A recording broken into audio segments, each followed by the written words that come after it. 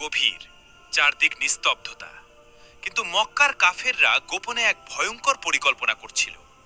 আজ রাতেই মোহাম্মদকে হত্যা করা হবে। চারদিক থেকে ঘিরে ফেলা হলো তার ঘর। কিন্তু আল্লাহর পরিকল্পনা ছিল আরও মহান। রসূল সাল্লাল্লাহু আলাইহি ওয়াসাল্লাম শান্তভাবে আলী ইবনে আবি তালিবকে নিজের বিছানায় শুতে বললেন, আর নিজে রাতের অন্ধকারে বের হয়ে গেলেন। এরপর তিনিও আবু বকর আল সিদ্দিক গোপনে মক্কা ছেড়ে রওনা হন। সকাল হতেই কাফেররা ঘরে ঢুকে হতবাক হয়ে গেল। রসূল সাল্লাল্লাহু আলাইহি ওয়াসাল্লাম নেই। রাগে তারা চারদিকে লোক ছড়িয়ে দিল।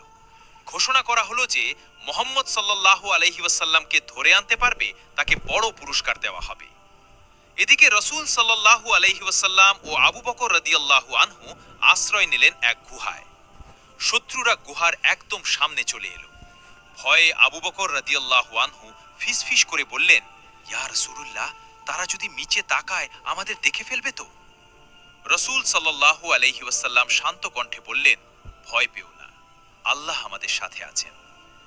ঠিক তখনই আল্লাহর সাহায্যে এই গুহার মুখে মাকড়সা জাল বুনে দিল এবং একটি কবুতর এসে ডিম পাড়ল।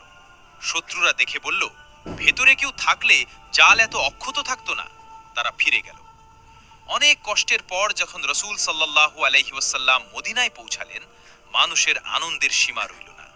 চারদিক শুধু ধ্বনি উঠল, রাসূলুল্লাহ এসেছেন।